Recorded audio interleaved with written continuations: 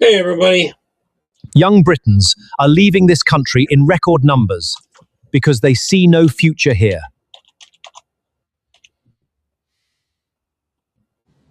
I am resigning as Prime Minister, effective immediately. This is a decision I have not taken lightly. Actually, that didn't end up being immediately. It's some months down the road, but he's going, thank God. I do so with a heavy heart. And today I will tell you the full, unvarnished truth about why I have been the worst Prime Minister this United Kingdom has had in living memory. On immigration and our borders, I promised to stop the small boats.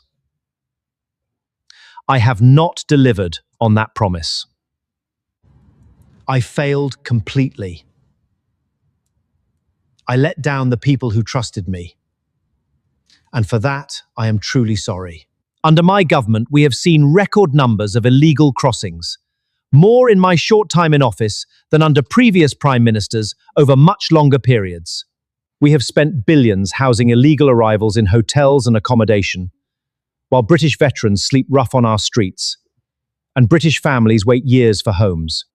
I talked tough on borders, but delivered the weakest possible policy.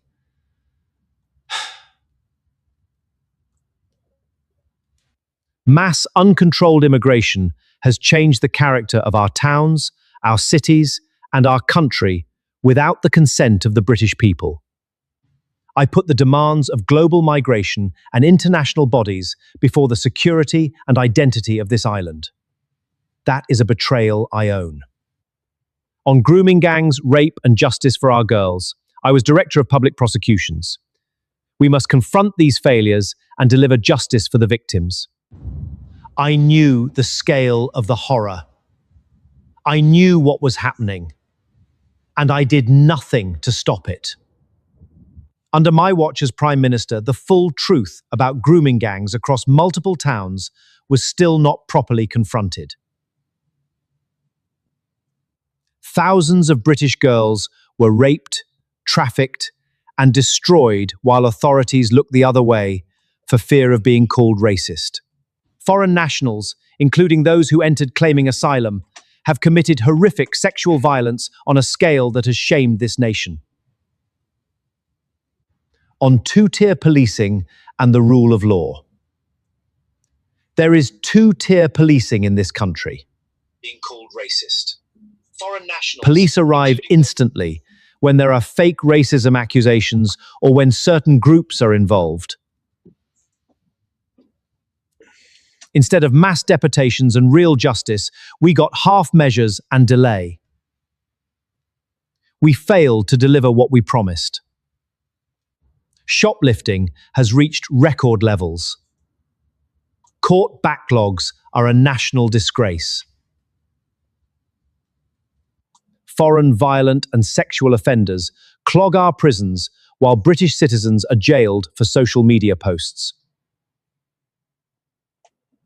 I allowed a system where some citizens are treated as second class and others get special protection. Shoplifting has reached record levels. Court backlogs are a national disgrace. On free speech and the police state we have become. Under my government, Britain has moved toward becoming a police state. New laws force people to verify their identity with digital IDs, facial recognition, and passports just to use social media. People are arrested for tweets and posts, while real criminals walk free. I have presided over the criminalization of dissent and the weaponization of the state against those who simply love their country and speak the truth. I own it. I helped create it. On the economy, taxes, and the cost of living. I raised the tax burden on working people to the highest levels in decades. I cut winter fuel payments for pensioners to fix the fiscal mess I helped create. Energy bills remained punishing because of rushed net zero policies that hurt the poorest first while the elites lecture from comfort. Record numbers of foreign nationals claim benefits while British workers struggle. I put global targets and establishment priorities before the hard-working British people I was elected to protect. I betrayed the Red Wall and the working class. On the NHS and public services, waiting lists remain a scandal. Our hospitals are still overwhelmed. I promised change. I delivered more of the same managed decline. I listened to civil servants, NGOs, international organizations, and globalist agendas instead of the quiet, decent voice of the British people. I was not merely weak. I was the worst because I knew how bad things were getting. The boats, the gangs, the two-tier system, the censorship, the economic pain, and I still chose power and survival over truth and action. Therefore, with this full confession, I resign. God save the King. And may the United Kingdom finally find leaders with the courage to restore her borders, her justice, her freedoms, and her pride. What's everyone think about him going? He certainly needs to go. Here's a little humor.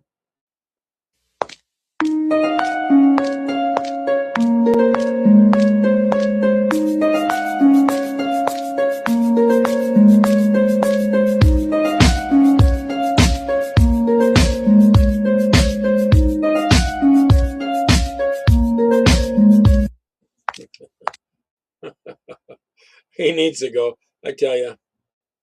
This is Keir Starmer. You probably know him as the most unpopular Prime Minister ever. But did you know he hounded an innocent British veteran through the courts so I should have ruthlessly played this later that for Sergeant Colin. Richie Catterall tried I to might take save his own this. life 3 times. In 2007, Starmer went to I'm going to have to play that later for Colin, that's for sure. Let's do a little nudge of Raj. On May the 7th, in the Midlands, Yorkshire, all the north of England, Reform scored absolutely stunning victories in areas that Labour had dominated for the best part of 100 years. The sheer scale of our victory against Labour made it inevitable that this Prime Minister could not survive. And because of that, Burnham steps forward and wins quite convincingly the Makerfield by-election, ironically with the same message that we had in the local elections. Ours was vote reform, get Starmer out. His was vote Burnham, get Starmer out. Unbelievably, we're about to have our 6th Prime Minister in 7 years. I remember growing up thinking Italy was totally ungovernable as they went through a new Prime Minister every year, and yet that's where we are here. Why is it all happening, and why did we get that big number of votes You have to get Labour out. That's the big thing. The whole party sucks. in the north of Real England? bad. Well, 10 years ago, Commies. on the 23rd of June, Open 2016, borders. we voted Brexit. Much of our political establishment has never accepted the result. And even those that reluctantly did, namely the Conservative Party, refused to implement what voters demanded, namely lower levels of immigration and more freedom for our sole traders and small businesses. They were just 2 of the benefits we could have taken having got back self-governance. Under Starmer, the Labour Party has moved much closer back to the European Union. And if Mr. Burnham wins, they'll go closer still, which means Labour voters and the Labour Party are completely divided on this issue. But the bigger point today is that of a mandate, is that of legitimacy. I've no idea whether there'll be a contest or a coronation. But what I do know is the British public have simply had enough of political parties chopping and changing their leaders at will. We vote for somebody in a general election to be our Prime Minister. We expect them to serve their term. And barring ill health or exceptional circumstances, what is going on here, frankly, is reminiscent of a banana republic that has totally devalued the very process of general elections and democracy. We at Reform demand a general election. After all, when the Conservatives were chopping and changing prime ministers, Labour kept saying there should be a general election. On that point, the Conservative Party say there's no need for a general election because they're part, frankly, of the Uniparty. It's as if the whole thing is a game. Labour did not actually carry out their mandate of 24, did a whole number of things, whether it was the tax on family farms, the giving away of the Chagos Islands and much else that wasn't in the manifesto. If it is Mr. Burnham, he didn't even stand at the last general election. Britain is broken. 6 prime ministers in 7 years should convince you of that fact. We are ready for a general election, and I suspect many of you too are ready for a general election. The thought we're going to go through weeks, maybe months. It is really needed. Now, he's not going to step down till like late July or something, or later. Of paralysis in a country whose debt is rising. He says he's going to stay in power until they put a new one in, but they're going to go to vacation soon and all that kind of stuff. So this is all going to take months. Faster than any country in the world, apart from Botswana, where the boats continue to come across the English Channel every day. The whole thing is not acceptable. Let's have a general election. Let's get a government with a clear democratic mandate. Amen. We are doing a wellness check on the UK because it's cooked with no seasoning. On June 12th, Junaid Nawaz, a Pakistani Brit, stabbed a 17-year-old girl in the neck. But I'm not talking about that. Hey, I'll be talking about the new law where under 16-year-olds will have to verify their age before using social media. But the left-leaning platform Blue Sky won't face the same restrictions, allegedly. Britain, where you can train for the military, but you can't use Instagram. Fun fact, Blue Sky has a history of CP problems. Colin, I got some more. I was waiting for some more people to come on about him stepping down today. The whole show is going to be about that. A bunch of clips about that, what Tusi was saying about it. And there was a shooting today also, if I get to it, about in Canada. Another Jew-hating shooting. Oh, there's more? In the wake of the Henry Novak incident shooting and the attempted beheading in Belfast, police have clashed with protesters, lest we forget the over 200 pages of the Grape Gang inquiry report. It was also the King's birthday, but no one really gives a shit, and I don't know how to say happy birthday in Arabic. In other Colin, what's your thoughts on Burnham, or whatever his name is, that's going to take over? news, a reported 76% of white British converts to radical Islam are ginger, because they got no soul. Just kidding. Half my family are redheads. So yeah, pulse check. Not great. Almost flatlining. So let's do something about it. Soon. Okay, thanks, bye. There's a little humor on that Burnham, Andy Burnham. Back to where you belong, Jimmy. Love you guys.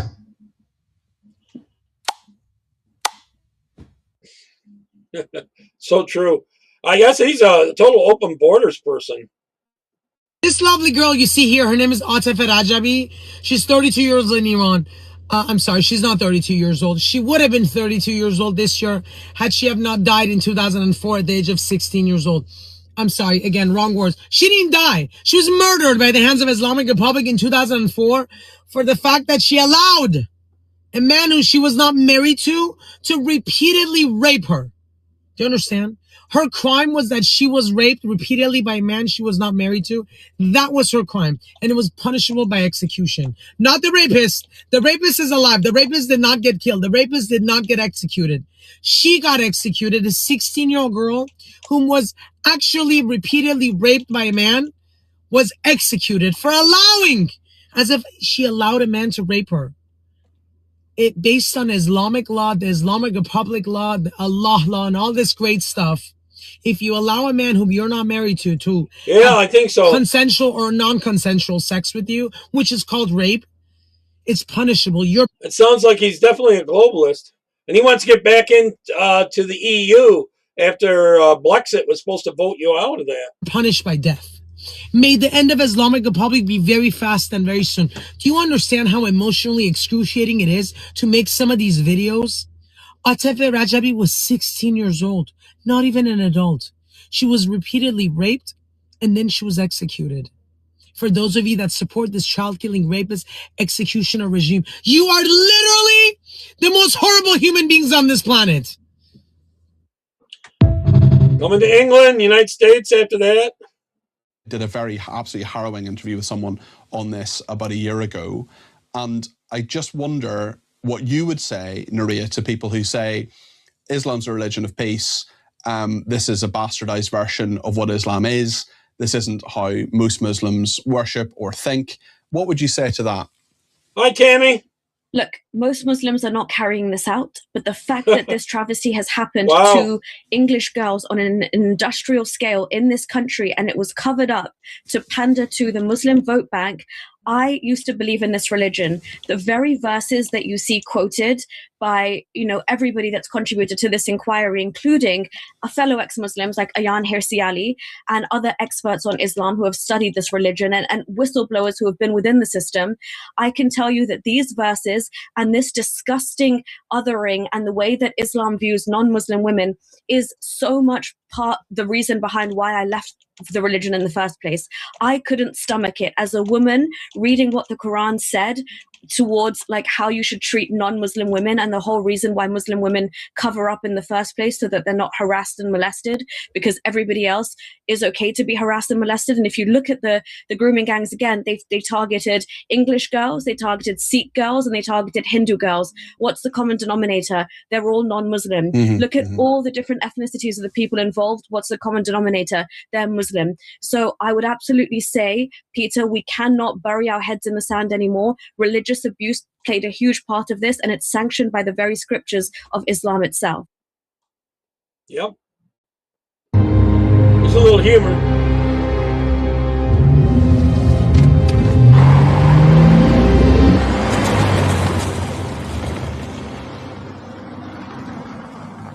I can keep hanging on. I know that I can do it. I shouldn't resign. It's not the right course of action. Britain needs me. I need me. Keir! How long is this going to carry on for? You need to resign! Victoria, I have decided not to resign. I am loved by all the people. I am the best man for the job. But they don't want you anymore, Keir. And furthermore, if you don't resign, then I am going to replace you! Victoria, what do you mean you will replace me? Who is Victoria? I had suspected you would remain stubborn and cling on, so some months ago I decided to sequence your DNA and mix it together with Andy Burnham's, and the results were staggering. Allow me to introduce Andy Starmer! Hey, you guys!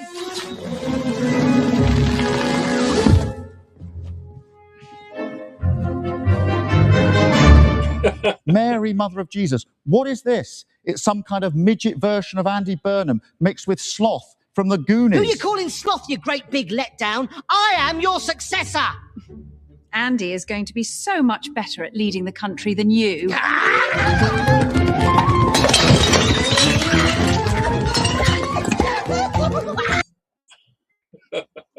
Oh, AI is just so good. Just so good. I want to thank all of those friends and colleagues who have been at my side for these past 6 years or so, for their incredible commitment, service, and support. I want to thank the brilliant Number 10 staff and our country's extraordinary civil service who dedicate their lives to public service. And when I leave the biggest job in the country, I shall spend more time on the most important job, being the best husband I can to my fantastic wife, Vic, who has been a rock by my side through good times and bad, and being the best dad I can to my beautiful children, who are my pride and my joy. Thank you very much. Now watch it this way.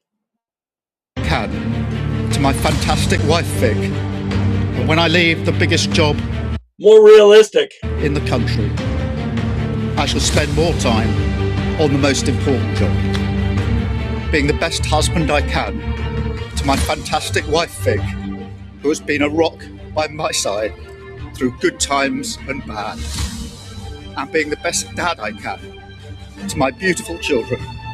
Notice the suicide bomb? Who are my pride and my joy. I am announcing my resignation as Prime Minister of the United Kingdom.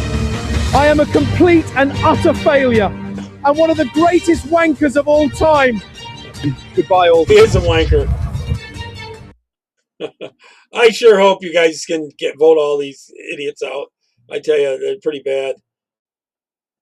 In my personal opinion, it's been a catastrophic 2 years in which our national decline has been accelerated. Sir Keir Starmer in office has doubled down on the madness of I don't know. net I zero. guess so. He has tanked the economy with inflation up, unemployment up, debt up, and growth down. He has torched the special relationship with the United Kingdom, and he has presided over more illegal immigration, not less. We're seeing a collapse of law and order on the streets of Britain. We're seeing more wokery in our public institutions, and we're seeing two-tier policing and two-tier justice, all under two-tier Keir. I'm so sorry, folks. I hate to spoil the party. The thing is, they're going to replace him with, his track record's pretty bad and a lot of stuff he said. It's really From bad. my point of view, it's not goodbye, Sir Keir Starmer. Do you know they've been through something like, what, 8? They'll say it in one of the other videos. Like 8 out of the last 9 years, they've been replacing their prime ministers. They're all so bad. It's good riddance.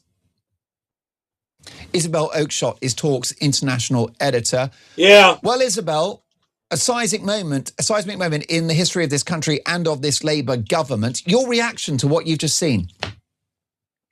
Well, you know, these moments, there's always that bit at the end which is slightly human and quite moving, however much you despise the departing Premier. And, you know, I'm afraid to use those words, but there have been so many that have betrayed our country and let us down so badly. But, you know, people will have heard the catch in Sir Keir Starmer's throat as he struggled to hold back tears.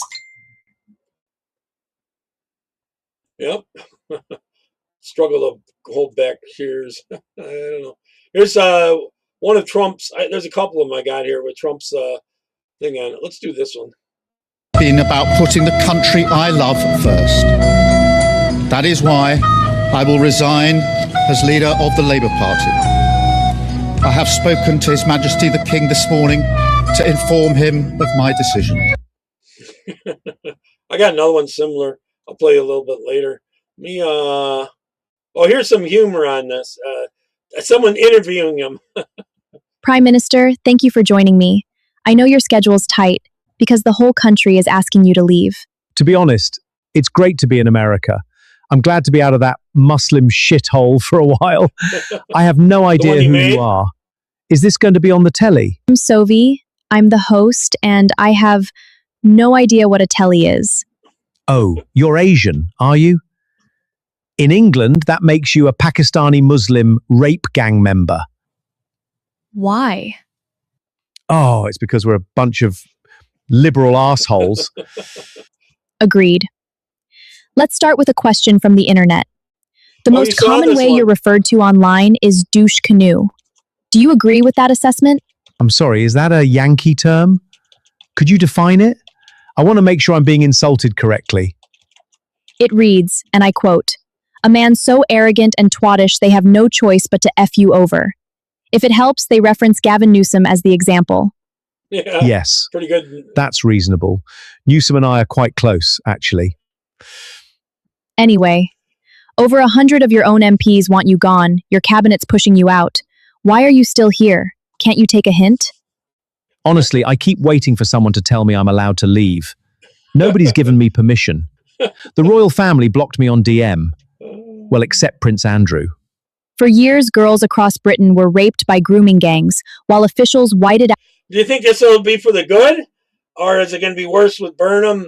Maybe it's got to get worse in order for them to fix it right. Out the word Pakistani. You stalled a national inquiry for ages. Explain that. When you say it back to me like that, it does sound bad. Can we cut that part? We're keeping it. You also snubbed President Trump, the one call that could have saved your economy. How's that going? Your approval's negative 40. You know, a lot of these tariffs is he's just tariffing the countries that are tariffing us. So if they cut their tariffs, then they won't have the tariffs. You know what I'm saying? In most cases, that's what it is. The thing is, they won't drop their tariffs because they want to collect that tax. 6. Right. I was a bit of a knucklehead on that one, wasn't I? I wanted to look strong. I practiced in the mirror. Then he said one thing and I apologized immediately. Twice. Well, that's all the time I have. Thank you, Prime Minister. I think the douche canoe people were onto something. And just so we're clear, I'll never be having you I don't know what a douche canoe is. back on. If you enjoyed this content, please like and repost.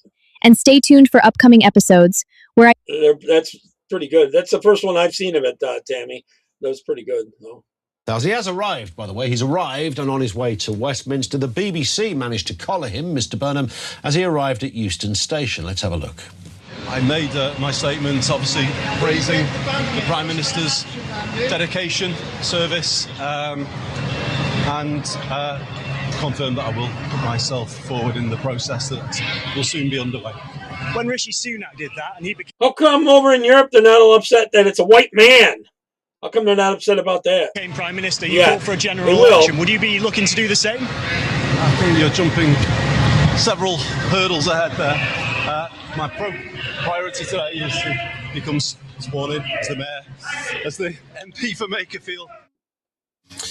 Entirely fair question, isn't it? And that had been his previous position. David Maddox is political editor at The Independent. We see this play out a lot, don't we, David, when, things that people say when it happens to another party is very different when it happens to them. And that was a perfectly legit question from the BBC. When Rishi Sunak did that, you said there should be a general election. Well, surely, based on his own logic, there should be one now. Absolutely. I think a lot of them they're calling them Asian so they can cover up that they're Muslim is what they're doing. I've heard so many Labour politicians over the last 10 years say we need another general election when the fight. Yeah, from what I've seen, other people talking about this, it's probably going to be like 3 months before he actually is out of office. The previous Tory prime ministers resigned, and 4 of them, they was kicked out by the actual voters in the proper general election. He's the only one in the last 6 for that to happen. Home Office Minister, the Labour MP for Dover and Deal, Mike Capp, has been making this point. Indian descent. Oh, you mean from India? Okay. He's written for us actually on it. Those are Sikhs mostly. There ought to be a law forcing a general election in these circumstances. I don't even know how you spell that. I'm beginning to think that people will have some sympathy in that, the way we're chopping and changing Prime Minister. I don't even know how to spell it. Sikhs? I don't know. I didn't spell it right, I'm sure. I got a bunch of these clips from that Daily Caller thing. They're all good. This one's real good. Well, you know what? In the end, he did do the right thing, and there were some achievements. And he's an honourable man, and he cared about public service. Guys, that's not what happened just now. In the last half an hour, Keir Starmer resigned, and he resigned because he was pushed, because a bunch of senior figures in his cabinet said, you've got to go, you've lost the support of your party. And it's not just because Andy Burnham won a by-election in Makerfield on Friday morning. It's because he's a really bad Prime Minister. He did a good job of being leader of the opposition. Yes, he did. A lot of people, it seems, are quite good at being leader of the opposition. But when it comes to actually, the governing thing, the getting stuff done as opposed to criticising what the other people have done thing, turns out he wasn't so good at that. Indeed, most of his issues, most of the things which have damned him from, let's face it, within days, within weeks of him becoming Prime Minister back in July 2024, were of his own making.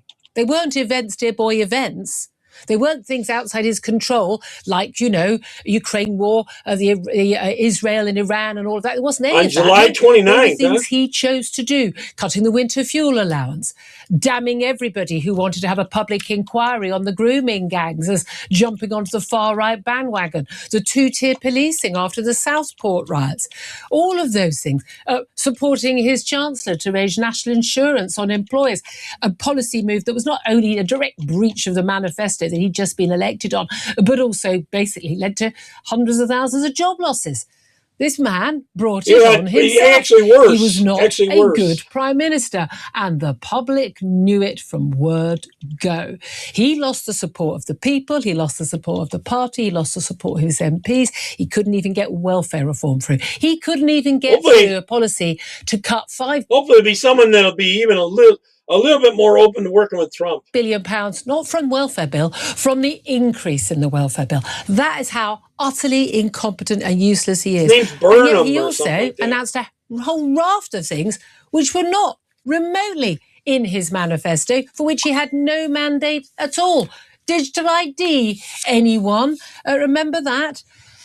So I'm sorry, but it's goodbye and good riddance from me. And never forget that this man who says this was the greatest honour of his life to lead our country, and how he will stay on for a few months until they can decide on a new leader because he wants an orderly transition. This man has been dragged kicking and screaming out. What they should do is just call for an election now. Of number 10. He spent the weekend at Chequers being absolutely furious with his family that he was being treated so outrageously and how he doesn't believe he's the problem. I'm telling you right now, he still thinks that he's been hard done by. But crucial, the most crucial thing to remember today is, while people are saying nice things about Keir Starmer, remember what he thinks about you. Remember that he thinks you're a bigot. Remember that he thinks you're an idiot, that he thinks you're xenophobic, that he thinks you're racist, because you love your flag, because you think we should have controlled borders, because you voted for Brexit. He spent 3 years before he became leader of the opposition trying to stop Brexit from happening, from undermining the biggest democratic vote for anything in this country. That alone that he was not fit for public office. I've said it before, I've said it throughout his premiership, and I'm saying it today. Goodbye. Good riddance. I'm afraid, Keir Starmer, you won't be missed by anyone. True that. That's what I think. I'd love to know what you think. As usual, I'm not sitting on the fence on this one. I'm just refusing to pretend and play along with the let's be nice because he's gone. Well, he ain't gone yet. We've got another 2 months of this man, and God knows what he's... Yeah, wasn't there a thing before Trump got reelected? They weren't going to let Trump back into Ireland or Scotland or something, Colin, before he got reelected. They weren't going to let convicted felon back in their country or some crap, or the racist crap. Going to try and do in terms of an EU reset, failure to actually start spending on defence, and goodness knows what else. Oh, your social media ban for under 16s, more attempts to control us, treading less heavily on our lives, treading more lightly on our lives, Prime Minister. Yeah, I'd love to see that when it actually happens.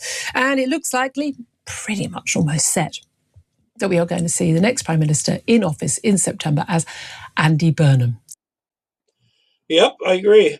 Now, I think they banned him for a while there to go to Ireland or something. It was a golf thing or something like that.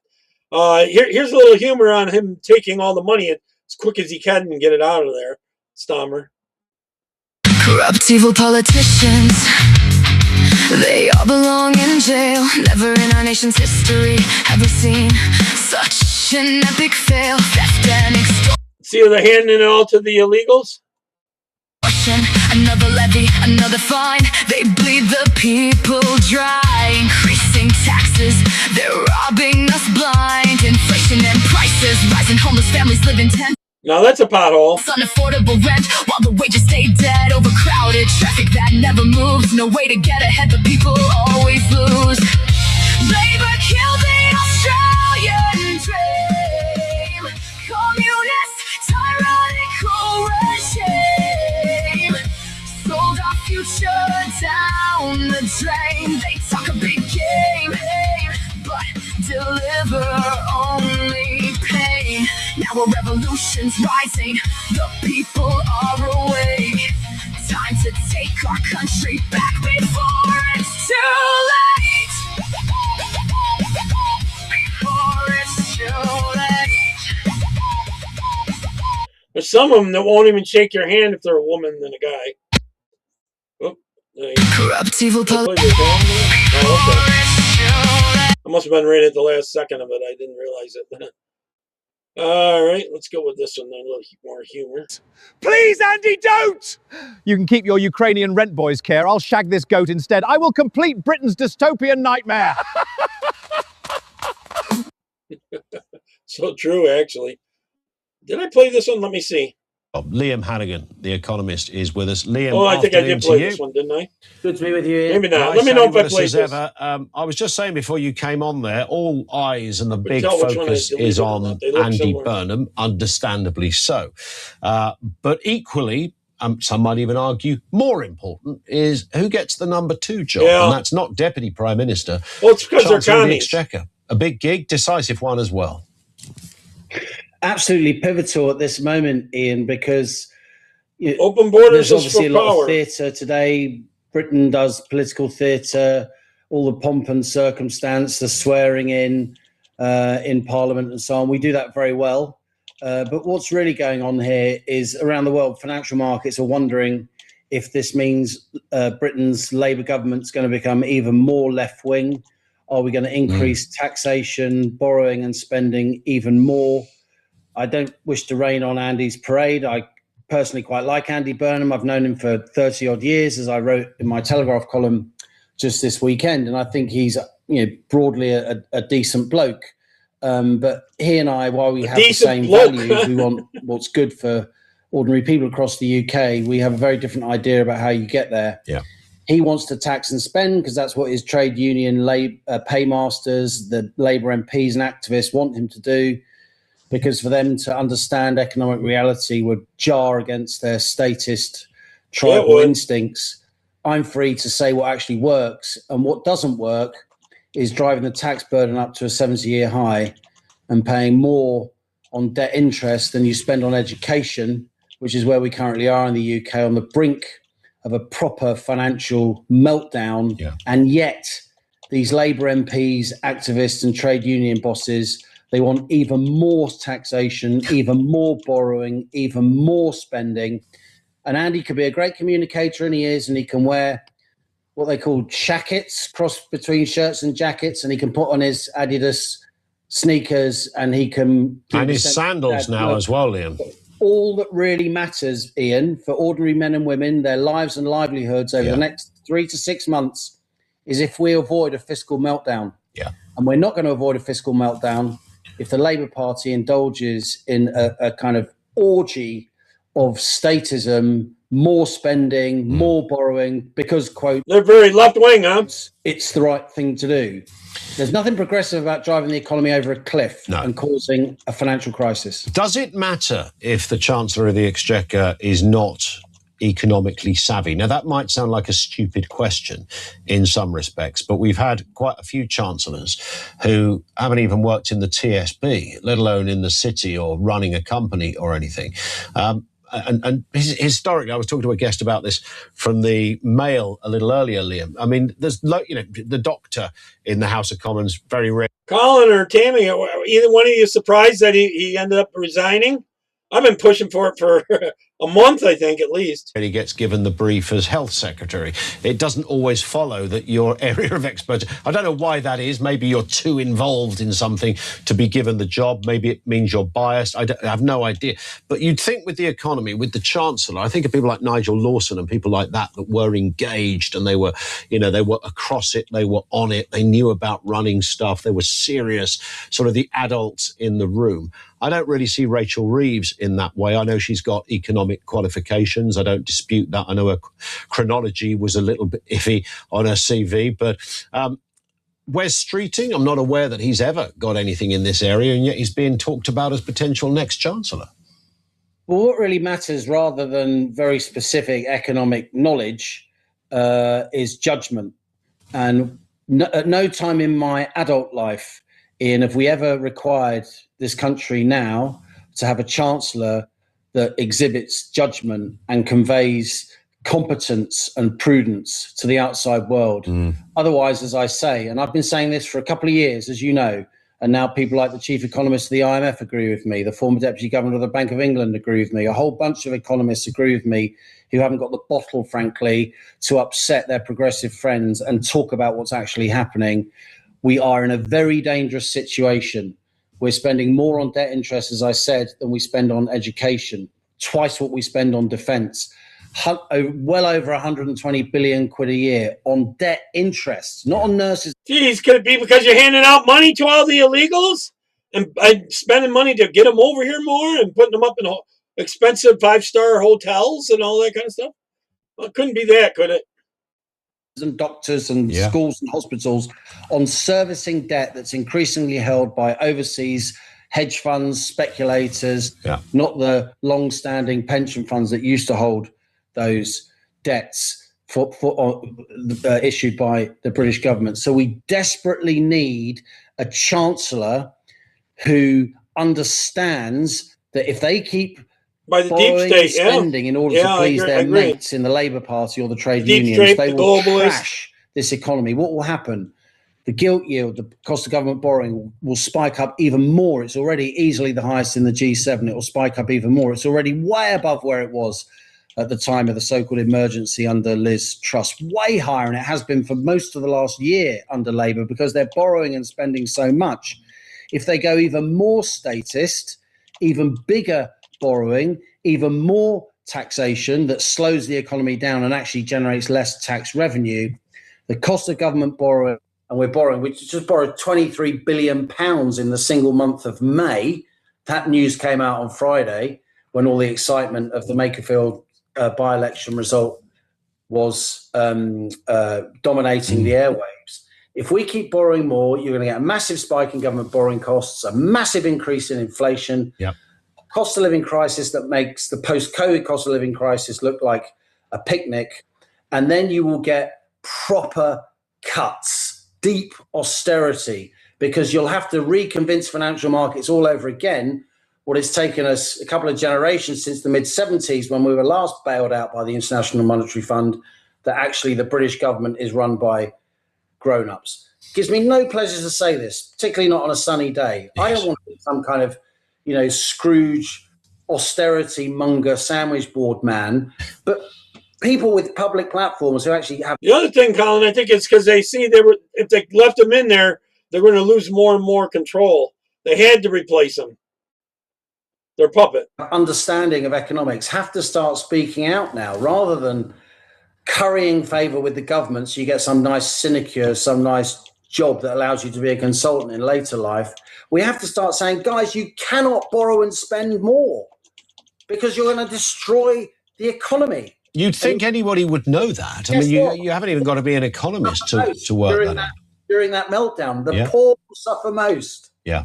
100%. So what could a new... I think they're kind of worried about the people rising up and doing a civil war a bit, too.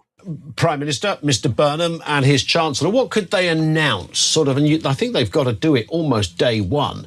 What could they announce in terms of a direction of travel that would placate... That's a good question, Colin. What changes are they going to make for the better? Those areas, all of those bear traps you've just referred to, Liam. What would they have to say standing there on the steps of number 10 and 11? At the very least, they have to promise to do nothing in terms of the fiscal rules. Don't try and make the fiscal rules more sophisticated, because all you're doing is loosening them again. Since we had these fiscal rules, they've always been a fiction, but they've been changed over a dozen times in recent years to make them looser and looser and looser.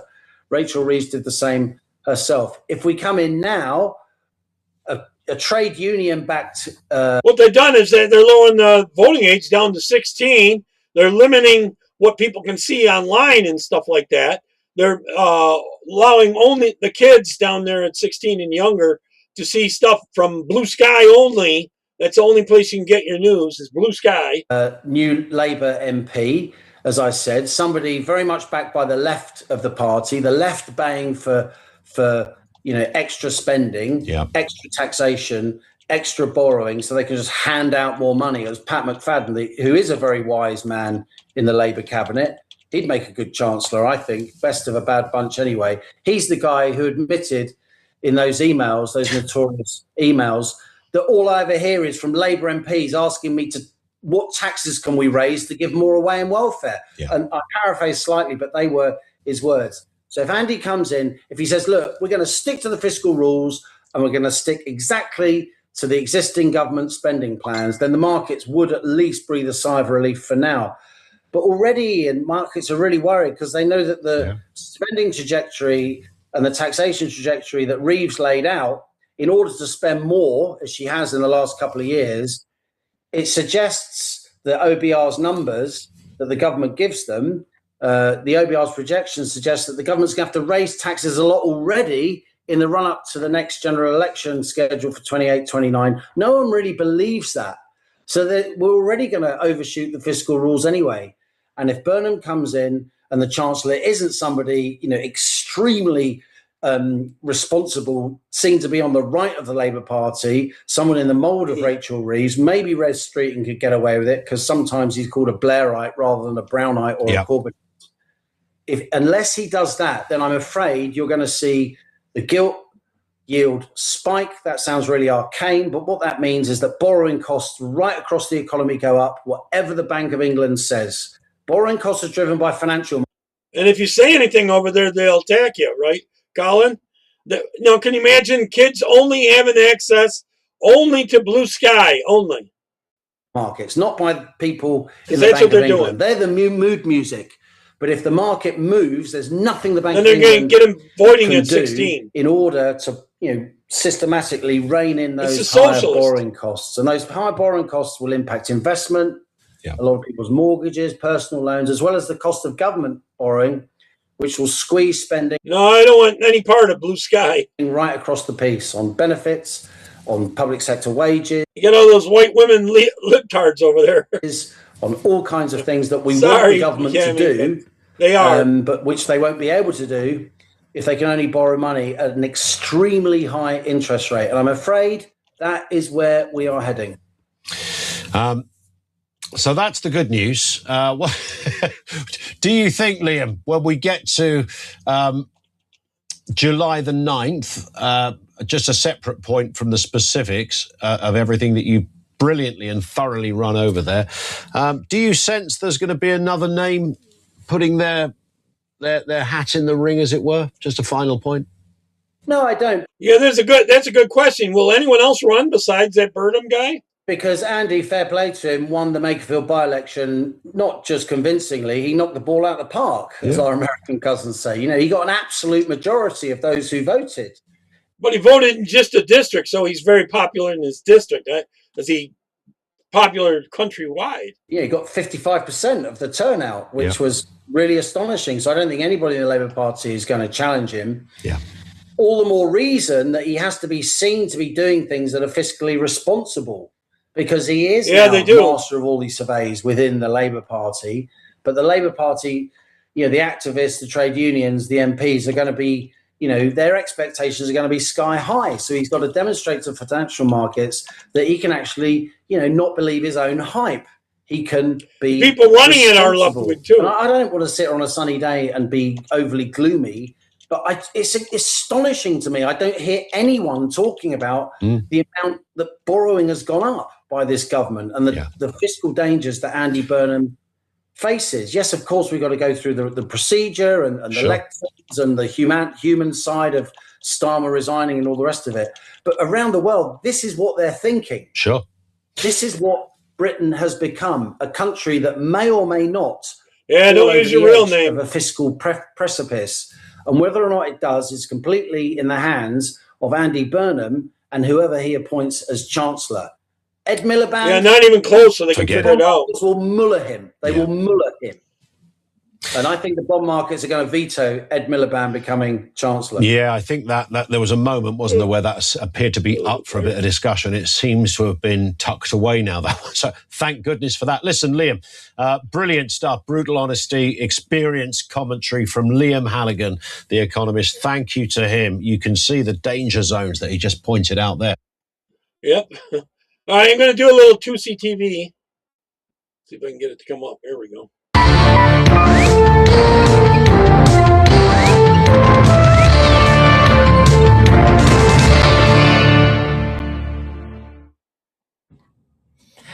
Hello, ladies and gentlemen. Welcome to 2CTV. This is your global news channel. I'm Maya Tusi, and Keir Starmer has officially announced his resignation as the Prime Minister of the United Kingdom.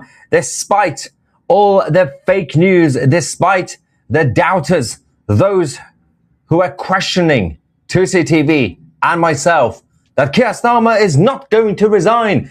Keir Starmer is not going anywhere. It's never going to happen. 2CTV is talking. The thing is, they weren't going to do it and make any changes and make things better. That's why it was never going to get better. Nonsense.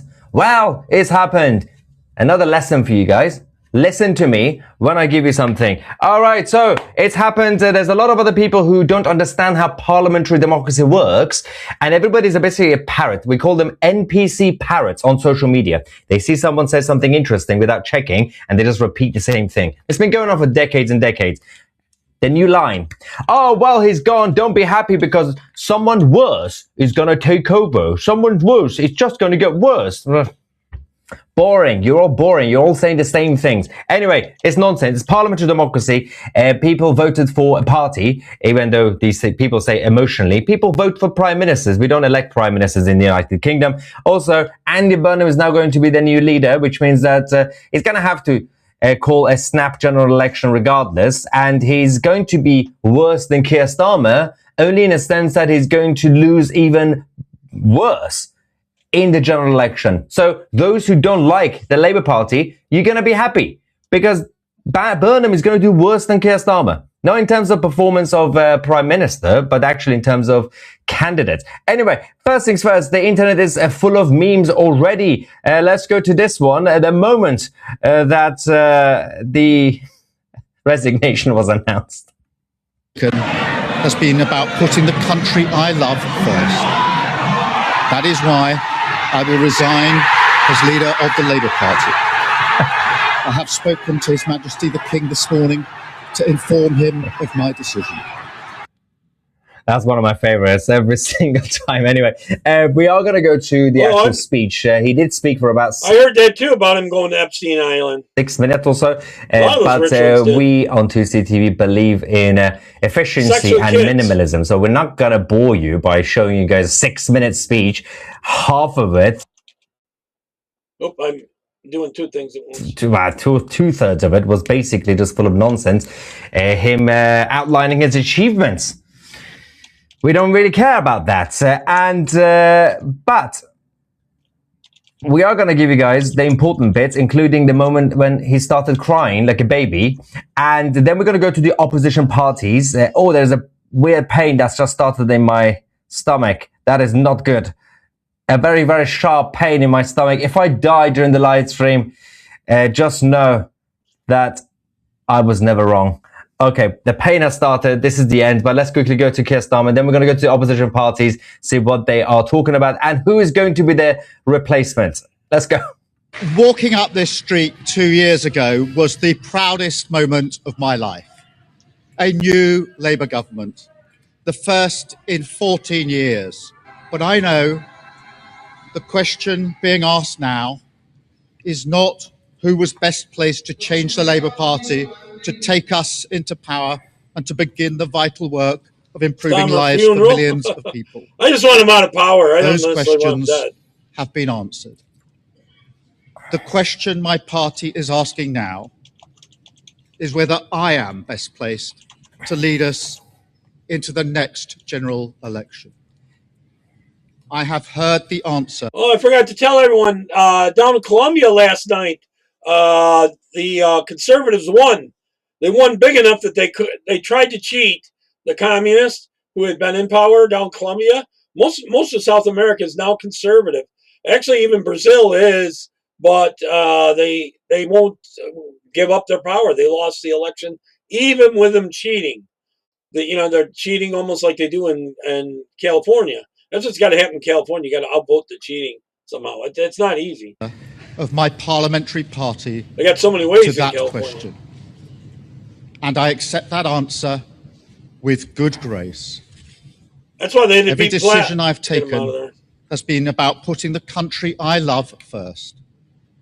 That is why I will resign 10 as years leader old? of the Labour Oh, you Party. kidding? I got to put that up on the screen. Are you kidding? 10 years old?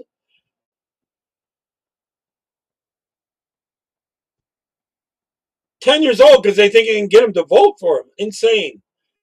Get him vote at 10. I have spoken to His Majesty the King this morning to inform him of my decision. I will ask the National Executive Committee of the Labour Party to set out a timetable with nominations Oh, dang it. When I click over here. opening on the 9th of July and completed by the summer recess. Ignore in the case that. of a Ignore contest, this will ensure a new leader is in place before Parliament returns in September. Ignore that. I will remain in post as Prime Minister until the contest I wouldn't is go to complete. that site either. And I will do everything I can to ensure an orderly I probably wouldn't handover be on of the internet power. if that's all there was. I will also give my successor my full and unequivocal support, knowing that they will inherit a Britain that is far stronger and fairer than the one I inherited 2 years ago, better prepared for the challenges ahead, and better able to ensure the Labour Party secures a second term in office. Anyway, start crying. Start crying. I want There to we go. thank all of those friends and colleagues He's gonna who cry have been now. at my side for these past 6 years or so, for their incredible commitment, service and support. I want to thank the brilliant Number 10 staff and our country's extraordinary civil service who dedicate their lives to public service. Pretty much all of his people quit on him. All his And when I leave the biggest job staff in the country, I shall spend more time on the most important job, being the best husband I can Why to is my he crying? fantastic wife, Vic, who has been a rock by my side through good times and bad, and being the best dad I can to my beautiful children, who are my pride and my joy. Thank you very much. All right. Colin, is there any chance he'll go to jail for all the stuff he's done? Bye-bye. Bye-bye, Keir. Bloody Marys yesterday, huh? Oh, did you? Now, I mentioned those NPC parrots who are just repeating each other on social media. Like the first people, they're saying people who are saying he's never going to go, and now they're saying someone worse is going to take over. There's a new line because they believe what Starmer says. They're saying, oh, he's going to stay until September. Oh no, no, it's not up to him. Yeah. It's over. Andy Burnham is going to be coronated on the 9th of July. Yeah. Only a few days from now. They're going to open the nomination. And then by the 16th of July, Andy Burnham is going to be coronated. He's going to be Prime Minister. We don't have to wait till September. Keir Starmer is talking nonsense. The sharp pain in my stomach is getting worse. So if you see my face going like this, it's because I'm a little bit dying on the live stream. But let's go to the opposition parties. We're going to talk about the Tories. We're going to talk about Reform UK. And we're going to talk about Restore Britain. And also we're going to talk about Andy Burnham. Who is he? And what's going to happen now? The new potential replacement.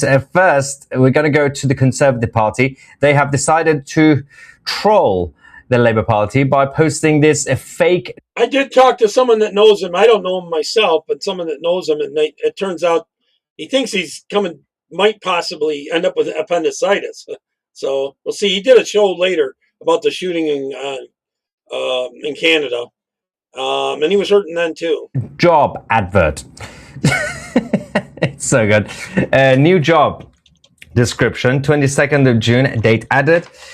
Job title, Prime Minister, working for His Majesty, location 10 Downing Street, salary £172,000, 3 years, length of contract, or until the Labour Party implodes.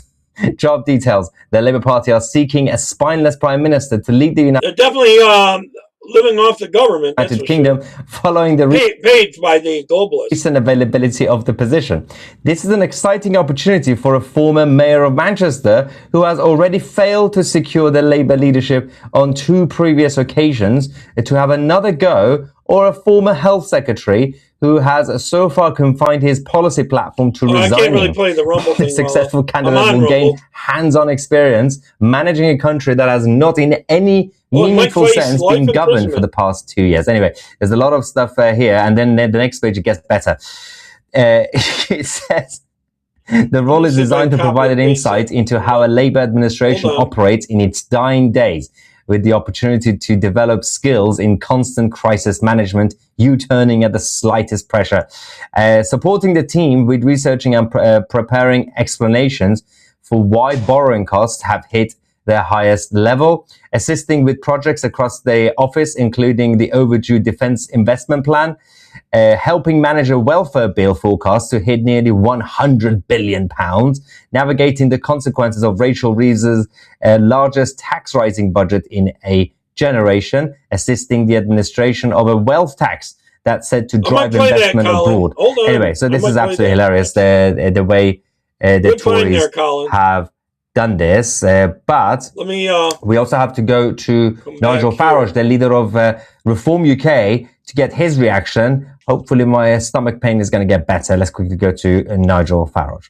On May the 7th, in the Midlands, Yorkshire, all the north of England, Reform scored absolutely stunning victories in areas that Labour had dominated for the best part of 100 years. The sheer scale of our victory against Labour made it inevitable that this Prime Minister could not survive.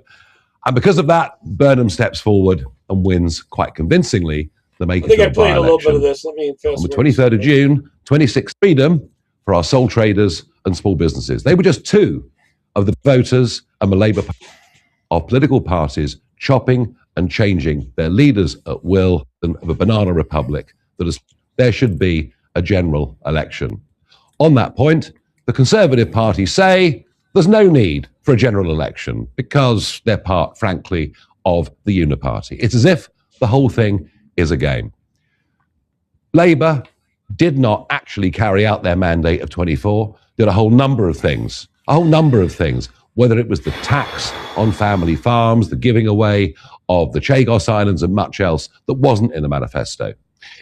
Yeah, Tammy, he actually did another live about 4 hours later. It turns out they're thinking it's possible he's got a flare-up. It is Mr. Burnham. He didn't even stand at the last general election. Britain is broken. 6 prime ministers in 7 years should convince you of that fact. I'll drag it over and play it, but it's going to have advertisements in it, Colin. We are ready for a general election, and I suspect many of you too are ready for a general election. The thought we're going to go through weeks, maybe months of paralysis in a country whose debt is rising. What they're worried about is they'd leave him in power if it doesn't hurt the party. You know what I'm saying? They want to keep him in power if he doesn't hurt the party. And they might be kicking him out because of this pedo stuff. Faster than any country in the world, apart from Botswana, where the boats continue to come across the English Channel every day. The whole thing is not acceptable. Let's have a general election. But they're also handing him the money. They're doing advertisements with little girls in it to try to get these Muslims to come over. Get a government with a clear democratic mandate. Yeah, so that was the leader of the opposition. Apologies, the sharp pain continues, but it's okay. We shall continue as well. We will talk about Andy Burnham, and Nigel Farage is right to point out the hypocrisy of Labour, because Andy Burnham once said, we need to start demanding a general election at the end of this Tory leadership election. So when the Tories were going through the same thing, Andy Burnham was calling for a general election. We also had Angela Rayner on October the 24th, What I usually do with these videos is I find a way to download them if at all possible and play them. 22 saying the Tories have crowned Rishi Sunak without him saying a word about what he would do as Prime Minister. He has no mandate, no answers and no ideas, and nobody voted for this. The public deserve their say on Britain's future through a general election. It's time for a fresh start with Labour. And eventually they got the fresh start and they completely ruined the country. So this is what we now have to deal with. Andy Burnham, if you put him next to Keir Starmer, they look exactly the same. They both wear glasses. The only difference is that, well, firstly, one is a southerner, the other one is a northerner. But the biggest difference is that Keir Starmer is a socialist southerner that pretended to be a liberal. By going to New York City. Andy Burnham is a liberal northerner pretending to be socialist in order to get the votes now. So you see the problem? Usually it's the other way around. The Southerners are more liberal than the Labour Northerners. Labour Northerners are supposed to be more socialist, but Andy Burnham is pretending to be socialist. He's more liberal, but in order to get the vote. Having said that, Wes Streeting, the Health Secretary, well, basically the guy who just wants to resign and resign and resign. He likes to resign. He has released this statement saying, Keir Starmer led us to a general election victory that no one thought possible. He kept us out of the war in Iran and has delivered real progress as Prime Minister at home. He has made the right decision to stand down as the leader of the Labour Party. After a devastating I didn't think they did that much camping. Set of election results in May, the Macclesfield by-election has proven that Labour can still win if we have the courage to change. It was a victory for unity and hope over division and hatred. It was also Andy Burnham's victory. Andy has shown what Labour can be when we are inclusive, united, and in touch with the lives of the people this party was founded to represent. I left the government because we were losing the fight to nationalists in every corner of the country. I have spent the weeks since speaking to our former councillors, activists, and voters in place where we lost to listen to them and learn from them. I've also been setting out ideas to change our country, a plan for Britain to grow again and grow together with a progressive capitalism focused on wealth creation as much as wealth distribution, to lead the world in the fourth industrial revolution, to protect people from its risks, to modernize our public services, to give Britain energy security. Give illegals more money. To build stronger alliances with democracies around the world and a new special relationship with Europe.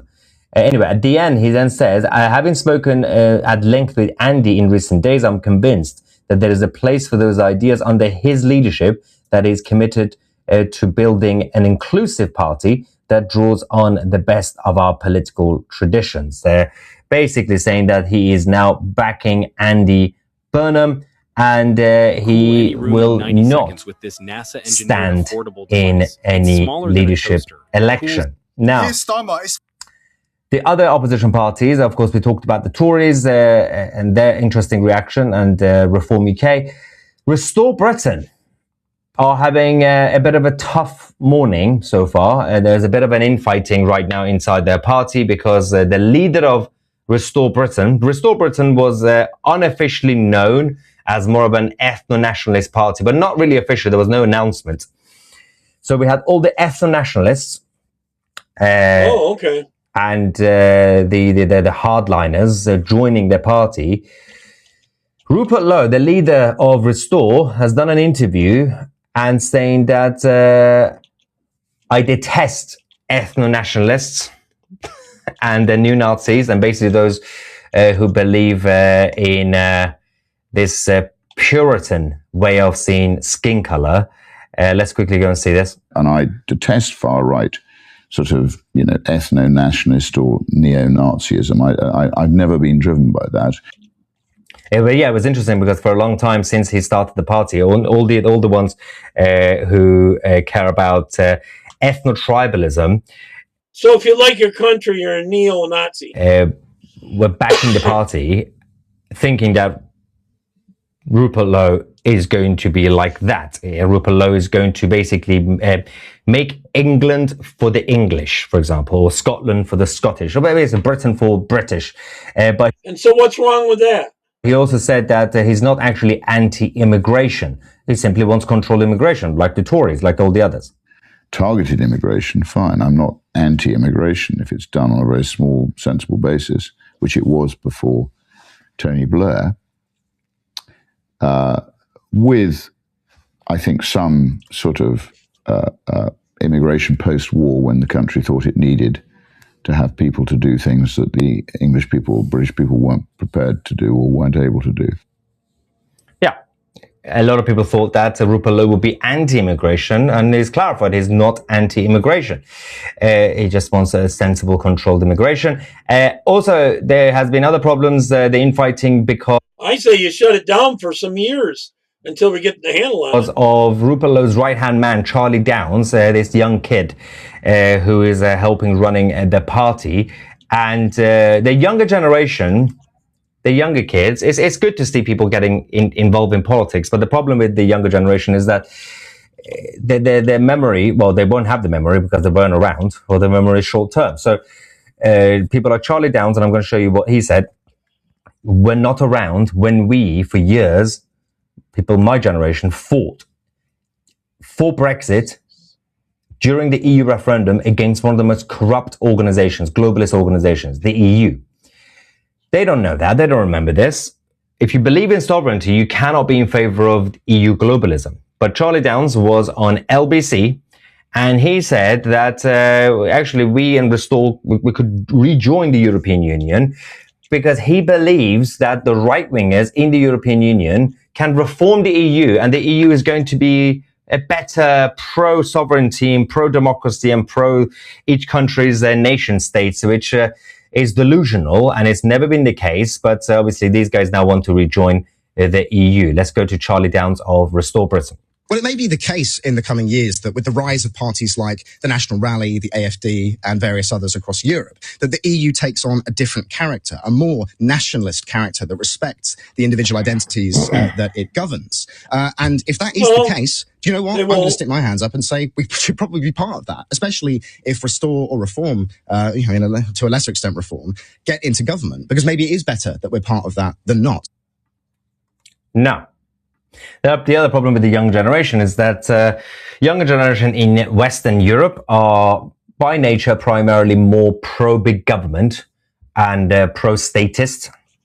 And it's also just a big problem in Western Europe in general. There's a culture of help me sort of thing, that, they expect the government to fix the problems of their lives, which is a weird thing, especially if you are from the United States of America. They're like, what?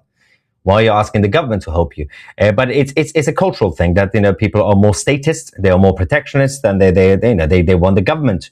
I have a problem in life. Government, come and save me.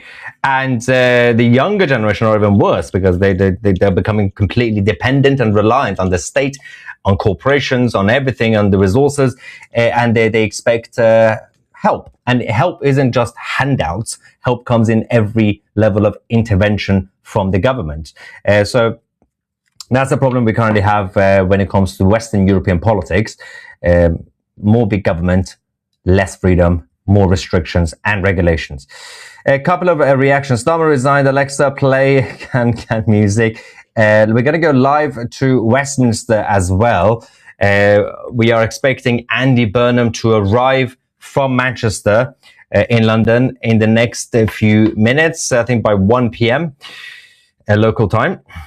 I wonder if Starmer knows or cares how many people hate his guts. Yes, they have a whole PR team in Downing Street that give him the updates on the polls, the social media comments and everything else. Please sign my petition to call for a general election. It's triggered a general election. No, we don't believe in petitions, and we call anybody who believes in petitions retards. Petitions are the most stupid things in the history of humanity. And how many times? This is the other problem. Again, that's the culture of collectivism that people have. Firstly, government, help me. And socialism. And then get the collective to get a better government to help me. It's always government, right? And then they use the government's own platform to get the government to help. So the petition website that's created by the state, which has no legal powers. We've had... Do you know the TV news stations and all that are paid by the government there, the left-wing government? Had 50 million petitions that were signed by 2 trillion people in the last 6 months, asking Starmer and the government to dissolve parliament, to call for election. We've had 50 trillion petitions also calling for a grooming gang inquiry by the state, all ignored because petitions don't have any legal power. Stop wasting your time. The only way is to put pressure on your local MPs, and all the MPs, the opposition MPs, are already on your side. They all want a snap election, and Andy Burnham is going to be forced to call a snap election. If he ignores it, it's even better, because if he ignores it, then in the next couple of years, the Labour Party will be completely annihilated. It's his chance to call a snap election to try. I'll throw a party for that one. Try to win. or try to not lose too badly. If he stays as leader and prime... You know, the Labour Party sent people over here to work for Commie Harris to help her get elected. The Labour Party in England. Prime Minister for a few months, for a year or two, the public will realize he's terrible and he's weaker than Keir Starmer, and then that way Labour will lose even worse. That'd be the nice. sad truth is Starmer actually believes all the stuff he said. Like all socialists, he thinks the plebs are wrong and stupid, delusional. Yes, he's very elitist. He's managerial elite. Okay, I'm going to go on to what Colin sent me here. Let me drag that over here and see if I can. Let's see if I can drag that separately. Yep, I didn't pull the whole thing. Okay. This is something Colin sent me. It's about Starmer might be facing life in prison for Epstein footage. Proves he had solid children and VIP pedophiles. Is that part of that knees up thing? Keir Starmer is fighting for his freedom. His career is dead. The only question left is whether Britain's Prime Minister ends up in the history books or in a prison cell for the rest of his life. Explosive new evidence from the full unredacted Jeffrey Epstein files has him staring down multiple child rape charges that could lock him away for the rest of his life. The man already notorious as a paedophile protector is now being thrown under the bus by his own establishment.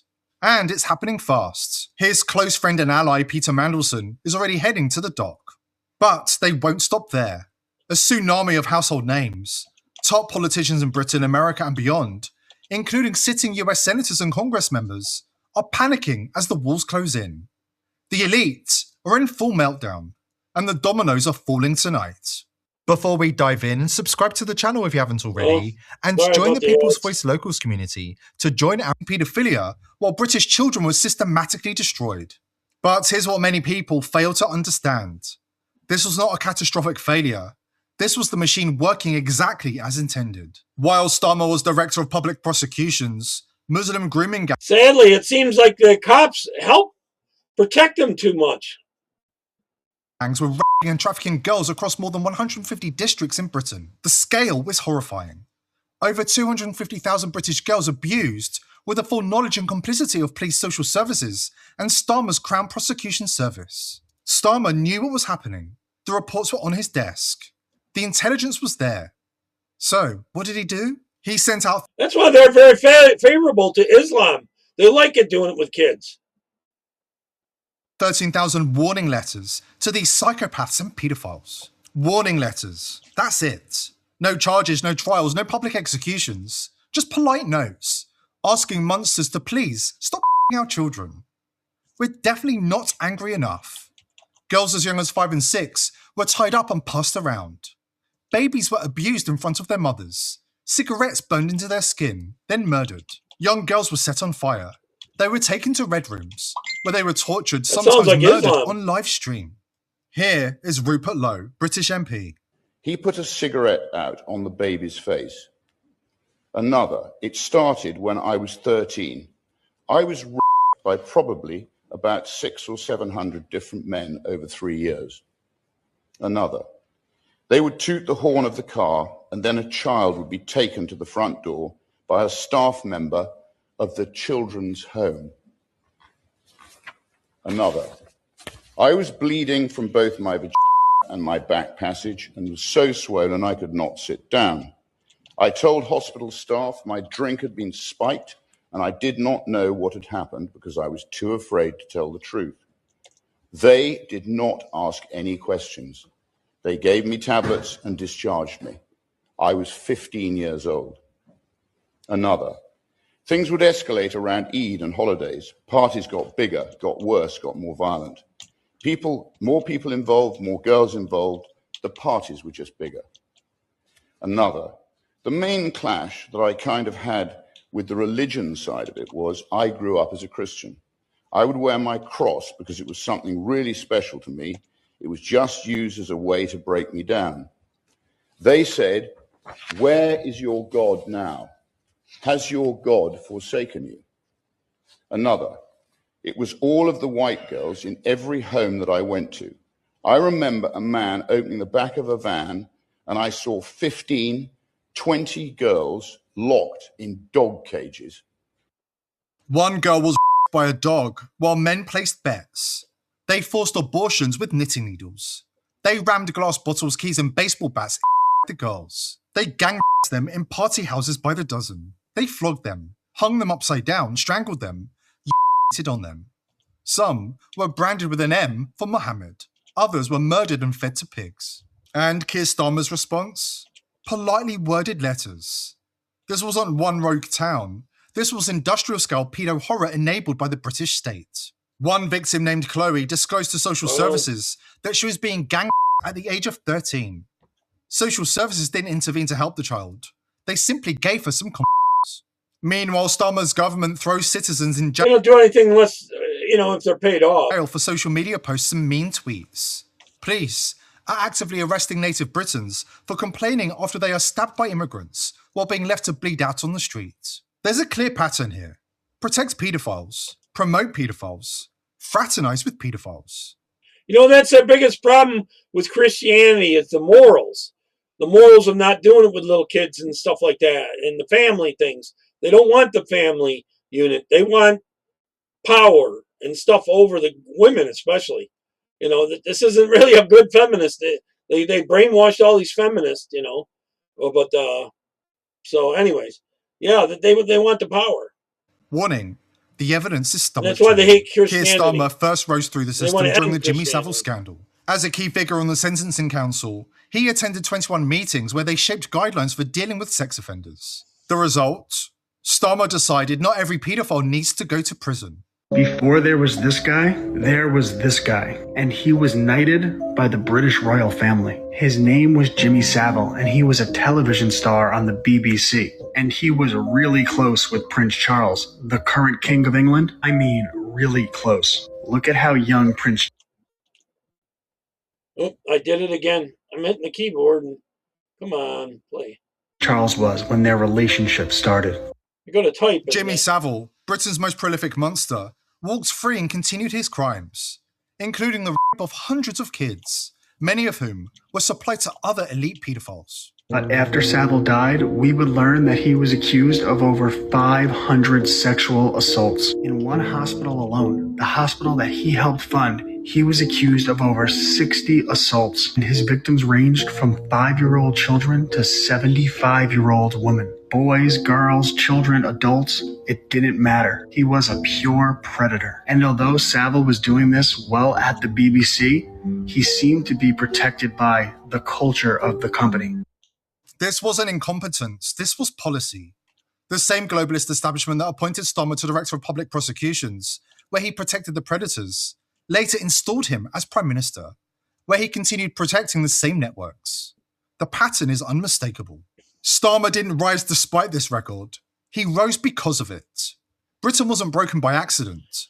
It was broken by design. You think a lot of it is because they got blackmail on each other, that if one talks, they all go down? I kind of wonder. But now, something very interesting is happening. The people are rising up. The attention of the world is focused squarely on the crime scene. And Starmer is being thrown under the bus. Well, look at how much those both look like each other. They look very similar, if you ask me. By the very cabal that elevated him. Every decision I've taken has been about putting the country I love Viking first. in that, yeah. That is why I will resign as leader of the Labour Party. I have spoken to His Majesty the King this morning to inform him of my decision.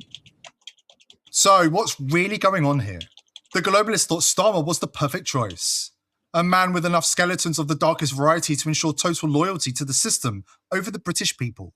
But now the knives are coming out from inside the machine itself. Fresh evidence of a deeply personal nature is emerging.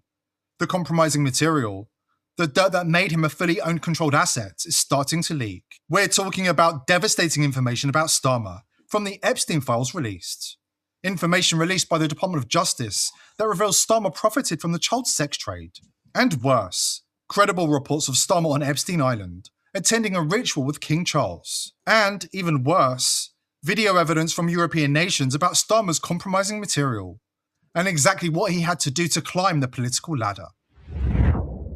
Brooke Burke, Yes, the fitness legend from Dancing with the Stars, biohacking with a specific protein, involve any gangs and elite paedophilia, including Jimmy about weight loss that Big Pharma absolutely doesn't want you to know find about. the right spot. Yeah, get started there. Following his masterful cover-ups of the grooming gangs and elite paedophilia, including Jimmy Savile, Prince Andrew and others, Starmer was rewarded by the Crown with a knighthood and selected by the globalist cabal to serve as British Prime Minister. Now, I kind of agree with Colin here. They're doing this sideshow and replacing him and all this and that, so the people don't rise up. It's to slow them down from rising up. I kind of think they need to force them to have elections sooner. That's my thinking. Okay, to say Starmer's problems run far deeper. Leaked Epstein files from his years at the CPS have surfaced, while he was being groomed for the top job by the global elite power structure. Still has a face. And here's the first explosive piece of evidence. A bombshell Epstein email released by the Department of Justice, written by one of the victims. In it, she directly accuses Keir Starmer of profiting from international sex trafficking and links him straight to former Israeli Prime Minister Ehud Barak. And it gets worse. You can go check it yourself on the DOJ website right now. We know it's legit, because they redacted the names of other powerful people the victim says participated in these crimes along Starmer. Ouch. That kind of redaction doesn't happen unless they're scared, and they're protecting somebody big. Terabytes of damning footage showing Keir Starmer and other future world leaders. Oh, it's going for an ad, I think. Yeah, it was loading an ad. Sorry. Leaders on Epstein Island has surfaced, according to investigators. And now, a whistleblower from the investigation to release the unredacted Epstein files describes what they have seen. He says they were testing Starmer, breaking his soul, ensuring his loyalty.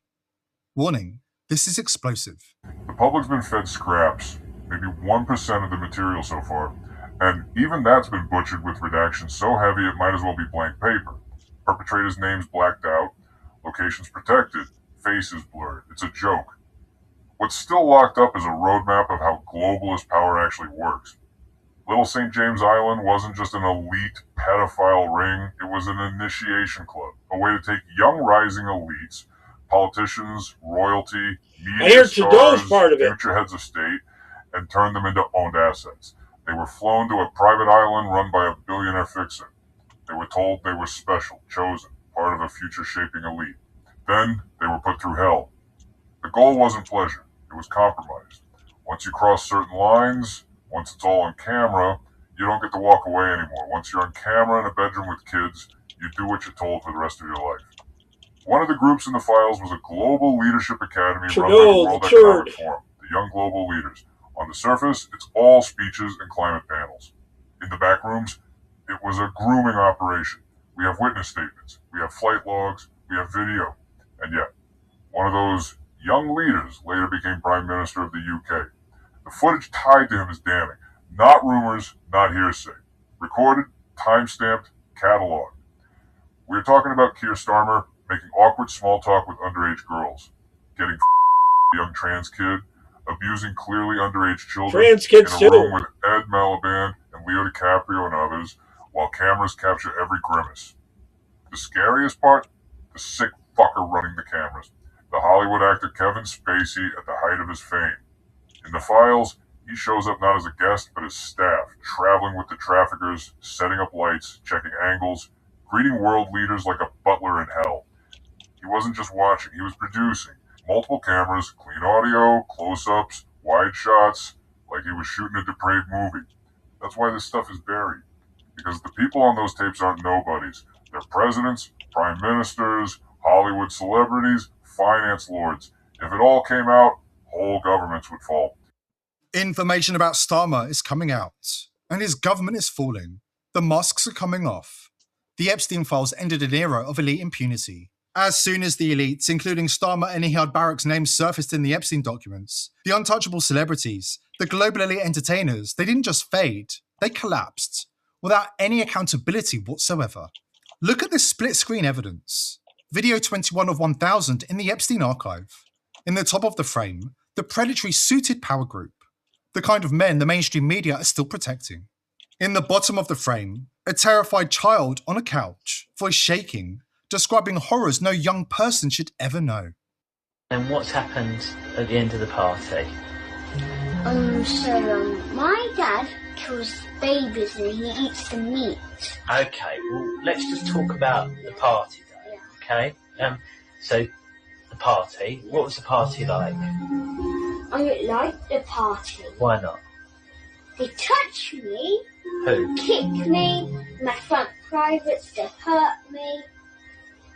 So when they stick a big plaster in my bottom, and when it bleeds, if I cry, he do you know those spaghetti spoons, those metal ones? If I cry, he hits me on the head with it. Okay. But if I cry more, he hits me again. But if I cry more, the nurse teacher, I'm smart, and she injects me, and I sleep injection in my neck, and then I fell asleep. Former UN official Carleen Georgescu took a different path. Then Keir Starmer, Justin Trudeau, Emmanuel Macron, and the rest of the compromised globalist cabal. Georgescu publicly accused global elites of protecting and practicing paedophilia, warning that many world leaders are not chosen for their integrity, but for how easily they can be controlled. And what happened to him? He won Romania's presidential election, and they took it away. That tells you everything you need to know about how the system really works. This is why the elite are desperate to censor the masses and ban free speech platforms like X.